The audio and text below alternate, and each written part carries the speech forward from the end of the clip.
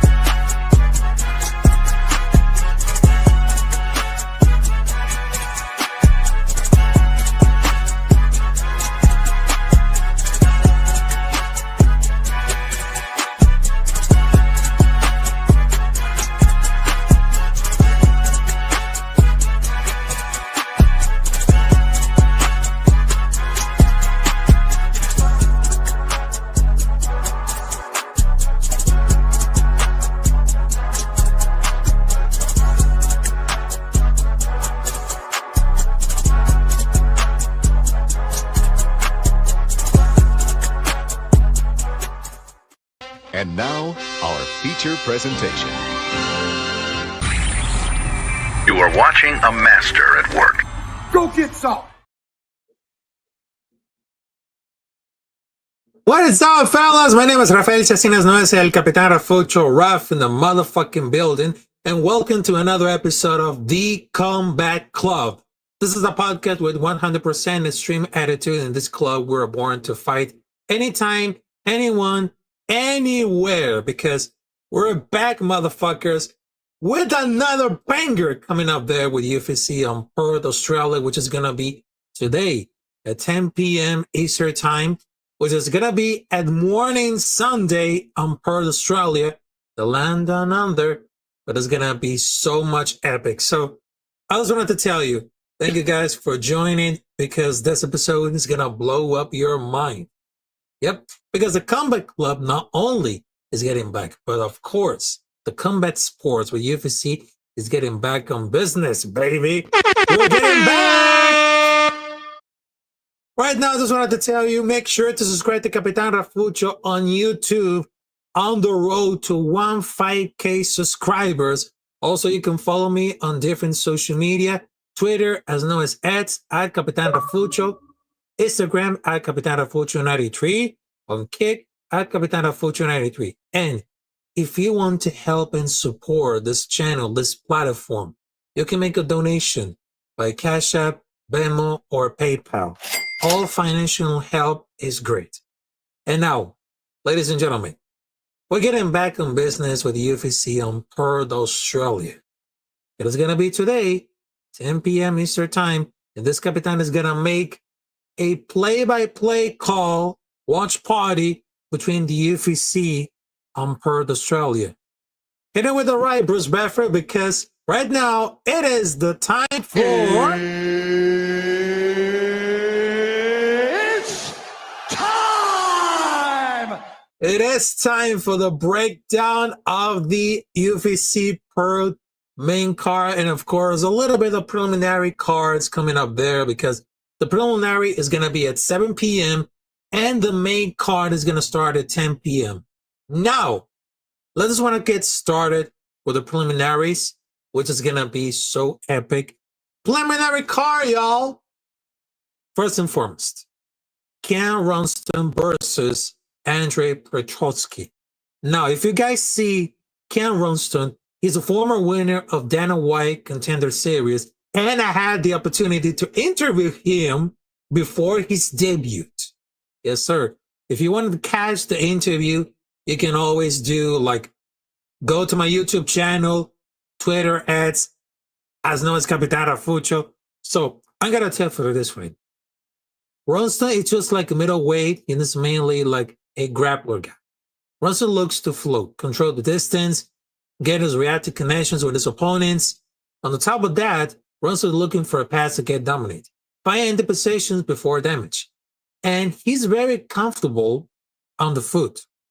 Most of the attacks are real long, and you can see when he get pressed, shooting ultimately, but he got a story of an underdog. When he's under the front to press his opponents to the fence and shoot his body lock, He's very strong to the back with 5 RNC finishes, which means rear neck choke as a summation. And I really loved it because if you guys forget that Cam Ronston was a Dana White Contender Series back in 2024, and then he just lost it. But at this year, he just won it all against Brandon, which is we know about it. But the Australian, he got a really advantage. And for his opponent, Andre Petrosky, left-handed striker, ability to switch a higher level wrestling background with good grappling in general. He liked to switch stance and put himself very close. Yeah, just very close in the stance because he liked the box of his head to take down entries and mainly throws 1-3 boxing combinations with power. And he hits both loaders over the shots, which make very easy to use. And he uses hands to get opponents to raise the guard so he can shoot. And Petrosky has a good head outside, pause, single leg in the saves, also enough defense, and the tendency to throw power strikes, use a status range to lead his hands, dropping and the fight goes on and on and on, getting in touch with the result. And Petrosky has very good front headlock controls and submissions. He can sometimes be very frantic to get a knockdown, to take down, which means a striking telegraph as well. So for now, it's going to be a good scrap. Both guys are black hunters. It will be interesting who's getting the others back first and implement the game plan. Because I love Ronston. Because I don't think that Petrosky is very good at closing the distance. It seems less enthusiastic to be in range for each passing fight. But for me, Ronston is hungrier. Coming off for Dana White Contender Series ball last month, he will be looking for making a statement. So I would say this. Give me Cam Ronston by submission, round number 1. Because he's going to take this fight in short notice, but sometimes momentum is really helpful to close between weight cuts, Cam's competitions can be really determinative and produce a worst performance and hope does so. This right now is going to be it. It's going to be it. So what can I tell you about this? Cam Ronston by submission at the round number 1. So let's just make it a lot of explosions to see right now. Because some of those picks are really good, but some of those picks are really bad. But when Capitán Rafucho drops a pick, when it gets right up there. Now, for the next fight, we got Neil Magny versus Jake Matthews. Now, for the case of Matthews, he's an orthodox fighter. Comes forward and overs, right side upon rage. He's very rangy. Low hands, uses a long guard, uses palms. He opens with a 1-2 and will move forward behind the 2-4 punch bouncing combinations. He has a good leg check. Right in the hook. That heel throws the butt for the body and head and will interchange his cross with the over right hand. He will trip it off his jab to cover distance and is a black belt in Brazilian Jiu-Jitsu, which is really good at all. Really good at all. So we got some comments right now. We got Roy Pena say, Rafael, salute to you. Also hit the like button, subscribe, and share. Thank you, Roy Pena. Thank you. Now, about for Neil Magny, he's very orthodox fighter. Very experienced. He's a veteran. It is well-rounded. Heavily influenced Thai style as well, coming forward to his high guard, using sharp elbows, so bringing out the people on the clinch. He has good jab feints and tips that he uses interactively. He gets touched by calf kicks and with the foot games enough and sting. And he has a high-level cardio. Uses to keep a high pace to break opponents as the fight goes on and on and on and on and on. Pressure, clinch work, wrestling sap as opponent's energy, which allows him to open his strength. It should be like a good one. Both guys are really veterans and very rounded. And I'll be like pretty back and forth, giving the edge to the Matthews, fitting the ability and attributes. And Matthews is in his prime, 31 years old. 31 years old, while Magny is nearing to the end of his 38. And I think Matthews will be able to score takedowns and control time with Magni while landing the more damaging blows. So give me Matthews by TKO. Yep, Matthews by TKO. Round number 2. TKO round number 2. That's my pick. That's my pick. That's my pick at all. All right, so next up is going to be so much incredible because I know that I have one preliminary card coming up there with my decision, which is Ken Ronson versus Andrei Protowski. So I got Ken Ronson by submission, and I got Jake Matthews by knockout of the first round. But I'm going to tell you for this one. So the next fight is going to be so much good enough. So much good enough. So they have Jan Jenkins versus Ramon Taveras. Now, this is going to get really tricky. Ramon Taveras. He's well known as a southpaw striker. Fast, powerful hands, and he pressures very well. Starting with a jab and mainly in counter puncher, he has a very good pull straight left counter. That will be changed up with his rear uppercut leg hook with his opponent's right side of blitz. And Taveras' boxing very high guard style leaves his body vulnerable for kicks and up and stands. Also is very confident with his hands, ability to slip and return. He always bases ready to fire. Does a good job countering kicks in his hands as well. He has ability on the ground, which is preferred to stand it. He feigns very well and builds momentum, but he's overwhelmed. He doesn't look like a good job missing the targets, like throw across his body behind his double jab. But Jan Jenkins, is a right-handed powerful striker.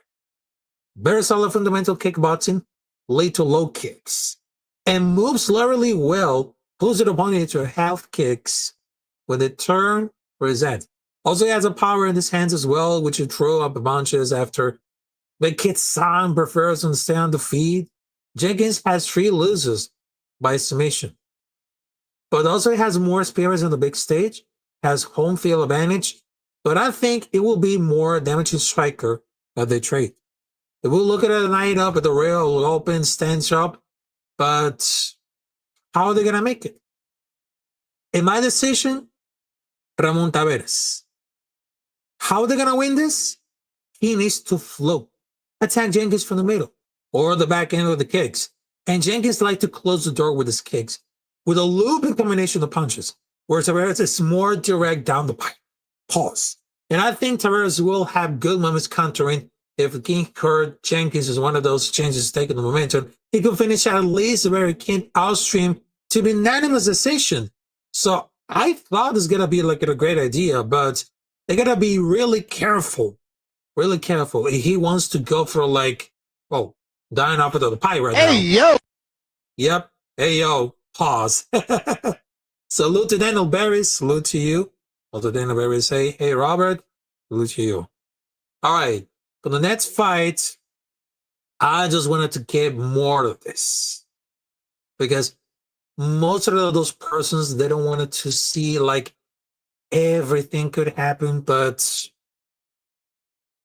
this time, I just wanted to let you know that I have my prediction for the main event, which is Carlos Ulberg versus Dominic Reyes. Hit him up, Bruce Beffer. It's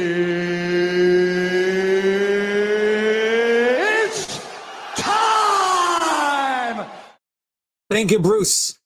Now I'm gonna bang the breakdown of Carlos Ulberg versus Dominic. Now, Carlos Ulberg is a well-right-handed striker with significant power, fighting outside the kickboxing. He utilizes a long guard and prefers to stay kick range, moving literally away from the opponent's power. And Ulberg fights long, using pot shots like jabs, deep low kicks from the outside.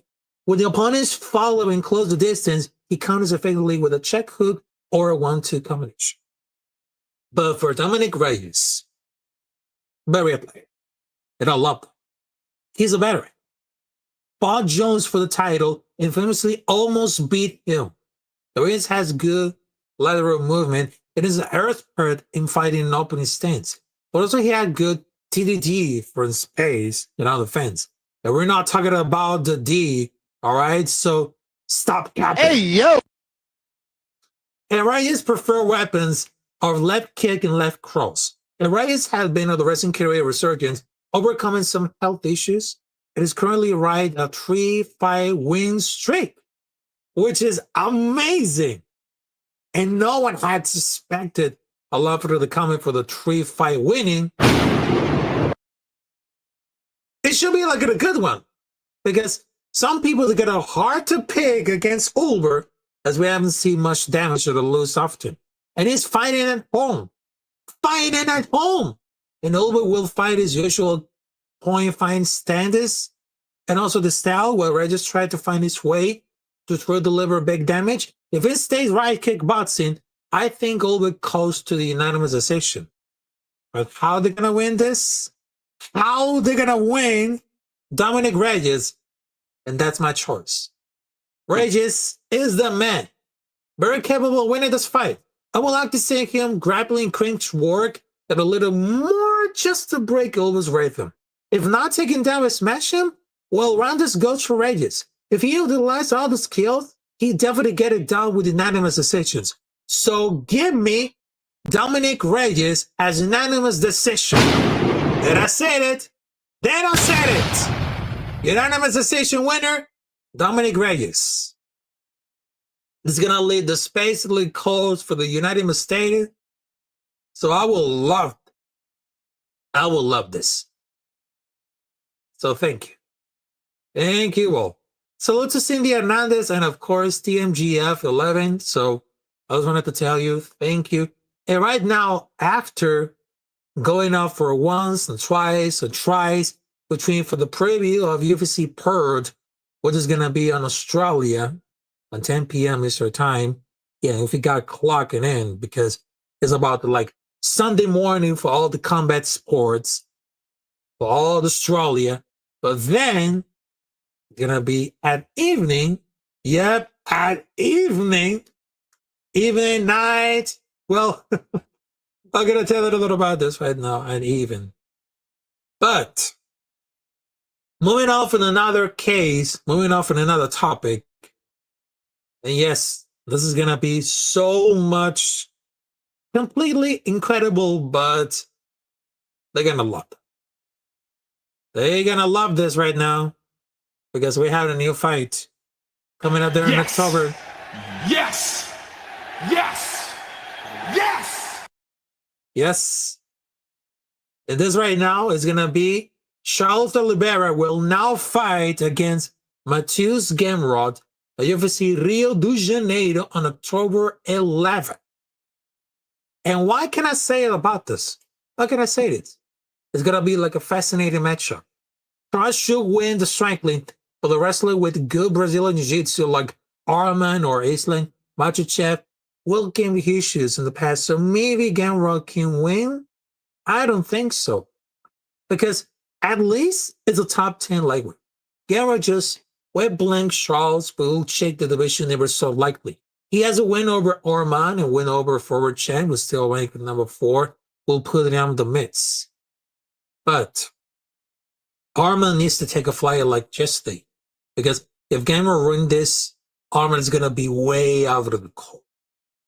Way out.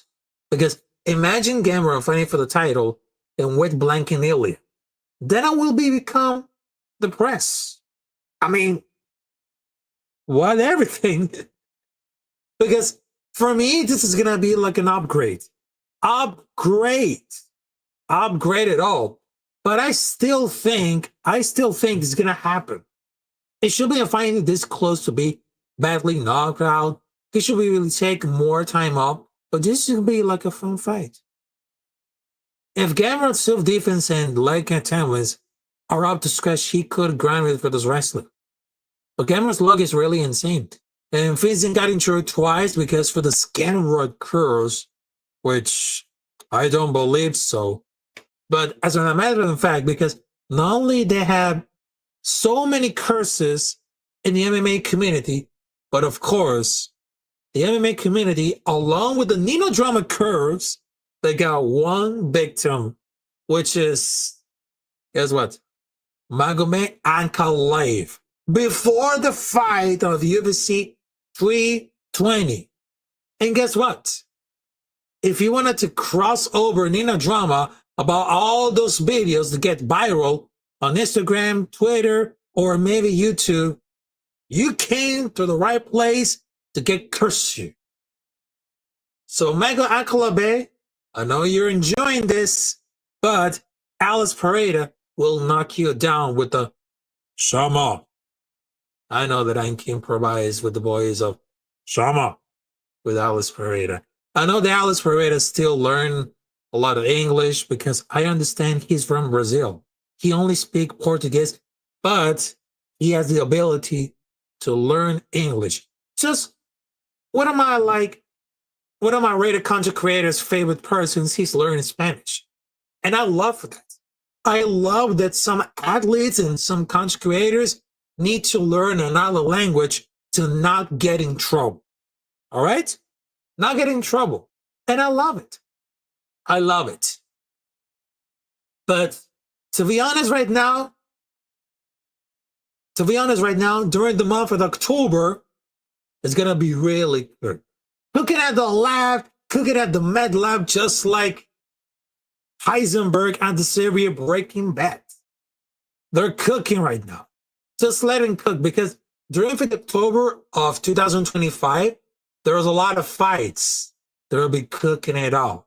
Cooking it out. Just let him cook. Just let him cook. Let him cook now. Let him cook. I said let him cook. Because not only on October 4th, they have Magomed Ankalaev versus Alice Pereira for the vengeance, for the revenge title, but also they have Merab Dvalishvili, Merab Dvalishvili versus Corey Sandhagen in Las Vegas. Also in Rio de Janeiro, they have Charles Oliveira versus Matheus Gamrot. Also, they got Davidson Figueiredo versus Montello Jackson. On Fight Night, which is in Canada, they have Brendan Allen versus Rainier de Radier. And from Abdul Dhabi, which is an UFC 321, they have Brina Jangonia versus Mackenzie Dern. Also, they got Thomas Pinot versus Cyril Gain. Now, let me tell you for this one. October is a month very stacked for the combat sport.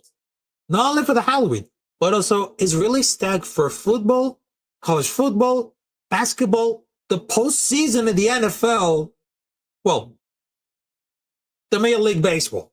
Yeah, I just getting confused with another sports coming up there, so it really happens in life, so sorry. I just messed it up. The postseason of Major League Baseball, but if it comes to October, before the World Series, which is like an epical moment for all the baseball fans. But I'm telling you, it's going to be really stacked. And speaking about really stacked, my brother from the Raiders Nation, Raider Twan. What's good, fam? How's it going, Raider Twan? Salute to you. God bless you. And God bless all your fam. God bless you, Raider. Salute to you. Salute to you. Also, Raider Pena, I got to tell you, you just hit it. You just hit it right. I was thinking if you can find a way to have closed captions while you speak English to Spanish and vice versa, some people can learn Spanish. There you go. There you go. So probably I'm going to send a letter to YouTube to say, put some captions to see the other people what I'm trying to understand. Yep. And I'm trying to the people to get to really understand for all this right now. But, you know, I was getting really involved with this one. I was getting bold. All right, so ladies and gentlemen, I just got for all the fights coming up there on UFC on Perth, Australia. So The fight card is going to be simple. The preliminary card is going to be live on ESPN Plus. On women's strawweight, they have Loma Lokumbimi versus Alexia Tienara. On heavyweight, they have Brandon Persick versus Alicia Ellison. On women's bantamweight, Michelle Montague versus Luana Carolina. On bantamweight, Colby Thignis versus Josias Muasa. On lightweight, Jimmy Mularkey versus Rolando Becoya. On middleweight, Cameron Romston, as known as Cam Romston versus Andre Petrosky. On light heavyweight, Navajo Sterling versus Rodolfo Velato. On the main card, they have Tom Nolan versus Charlie Campbell. On welterweight, Jake Matthews versus Neil Magny. On catchweight, Jack Jenkins versus Ramon Taveras. On light heavyweight, Jimmy Crute versus Ivan Ersling. And for the light heavyweight, which is the main event, Carlos Ulberg versus Dominic Reyes. Yep. And here's some of the breaking news right now. So a lightweight between Junior Tafa and Neil Aslan was scheduled for this event. However, the bout was canceled after Tafa sustained an injury. And to be honest right now, it's not another Nina Drama Curse. It's not about a Nina Drama Curse. It is not. Truly not. Truly. So, and I almost forgot one thing that I was getting prepared to. Yeah, I was getting prepared to, which is I'm going to break it down for Jimmy Crute, as known as what happened if Diego Lopez and Theo Bond had a baby. Then we got Jimmy Crute. Jimmy Crute versus Ivan Ersling. Yep, and I'm going to break it down for like this right now. Ivan Ersling versus Jimmy Crute, as known as the longest time for Diego Lopez and Theo Bond. Now, who's going to be so much incredible about like the grappling and striking style? So, to be honest right now, between Jimmy Crute. Now, Jimmy Crute is a grappler.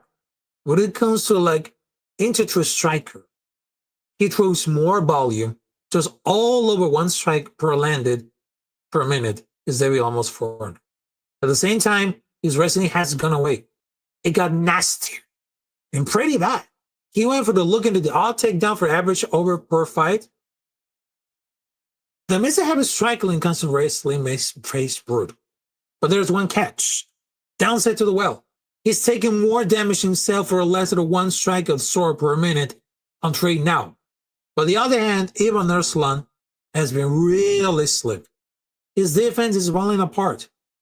No heart, no soul, no wrestling. He's getting overhit for over 5 times a minute to compare to before.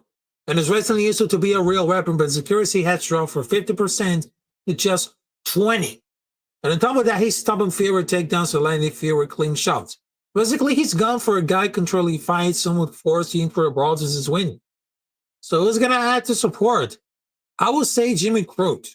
High-level IQ, high-level wrestling, and high-level grappling. So I would take Jimmy Crute by submission, round number 2. For the co-main event. Yep, that's what I said. That's what I said it right now. That's what I say it. And look what we got over here. We got Chewy in the building. Chewy's ready to coverage. Salute to you, Chewy. Salute to you.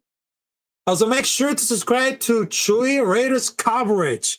He got it all. He got it all for everyone. Hey, listen to this, folks. Bertrand, I might go live today, but sure, Sunday service will be tomorrow at 7 p.m. So make sure to subscribe to the King of Brown Crackers, the one and only Raider Twan.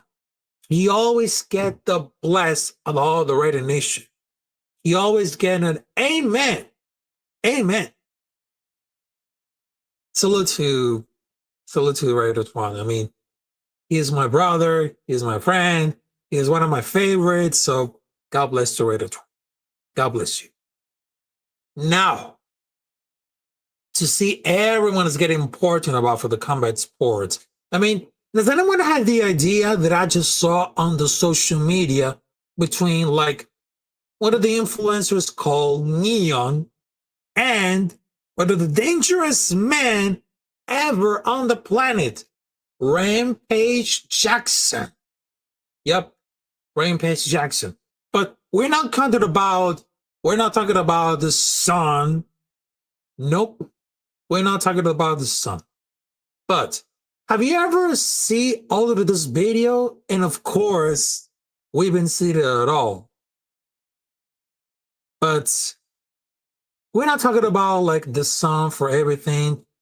But we always wanted to do about like what happens if an influencer on social media gets knocked out by a former athlete and the most dangerous man in the world.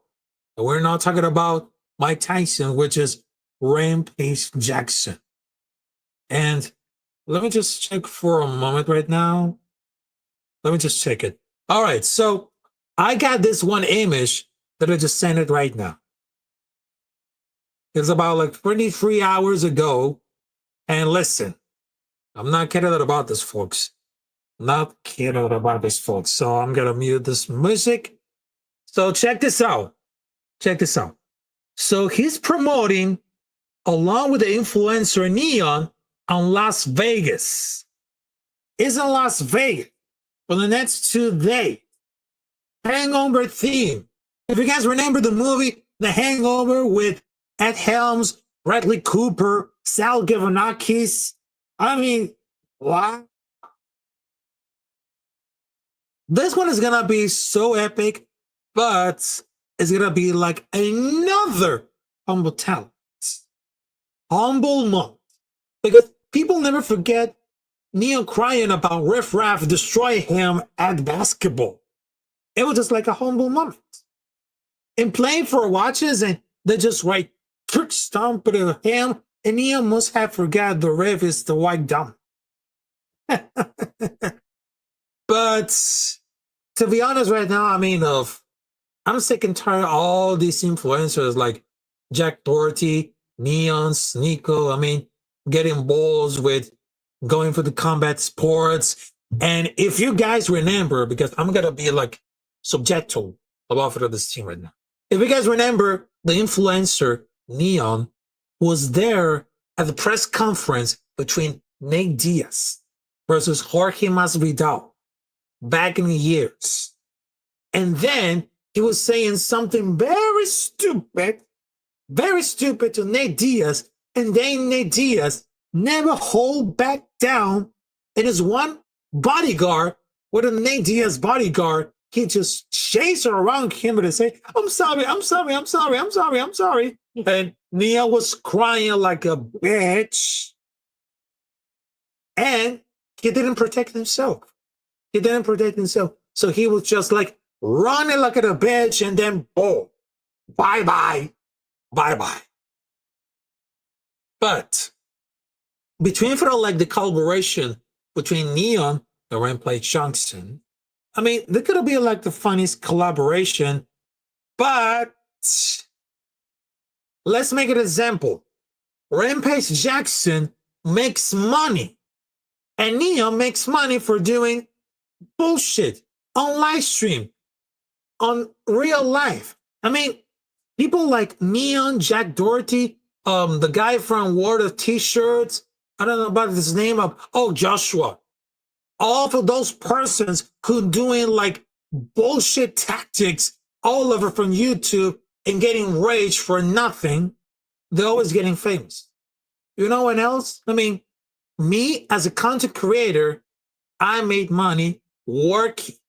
I make money working because I have money to work. Just look at it simple. Because I understand that I have part-time working, part-time as a content creator. Because I made all the thumbnails, all the video shorts, the edit video, I made all by myself. And some of those persons, they came to me to say, hey, Ralph, can you help me with the thumbnail? Can you help me with the logo? But since then, I mean, there's no person who wants to collaborate with me doing thumbnails and the logo because they just want it to be like a really professional.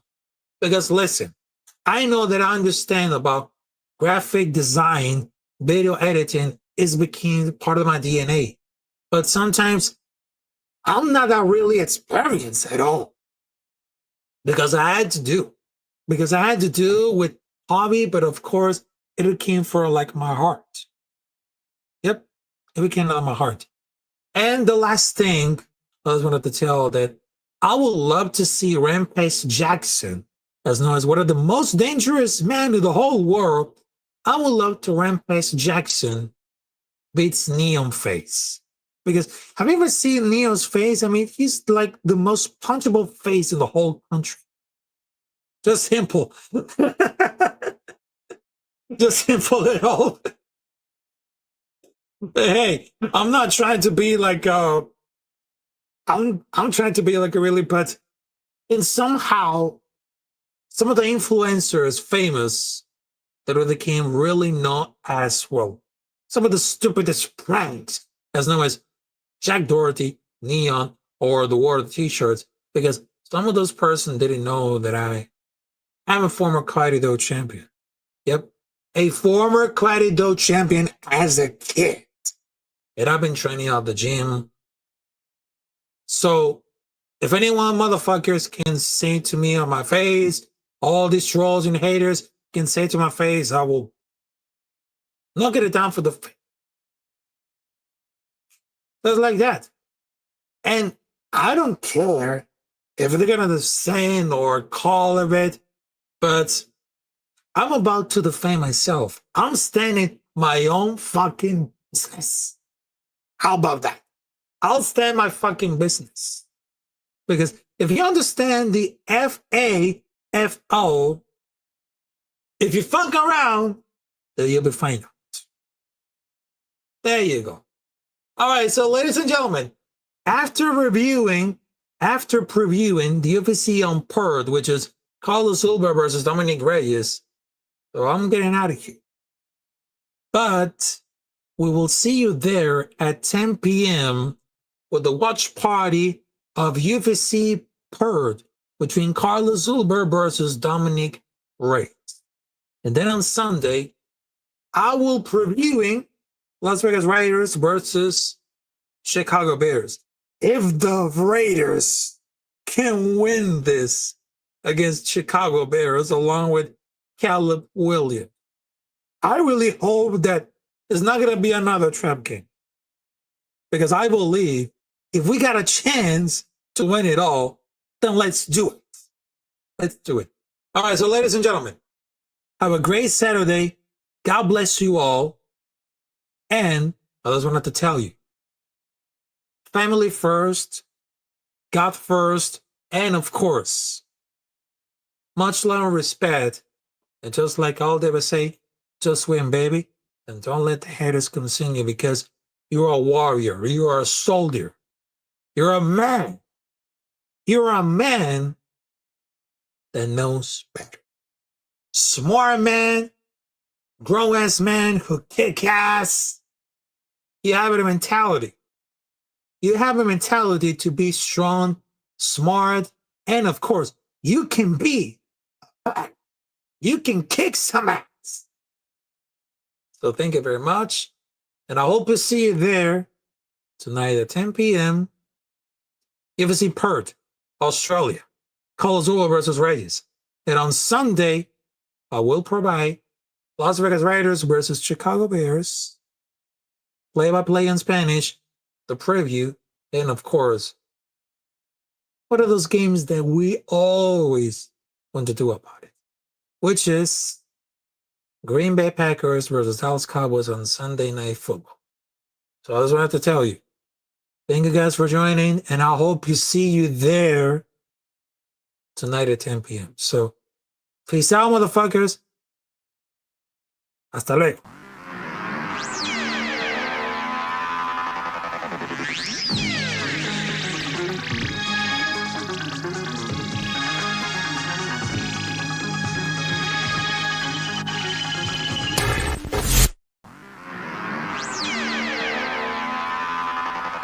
Bye.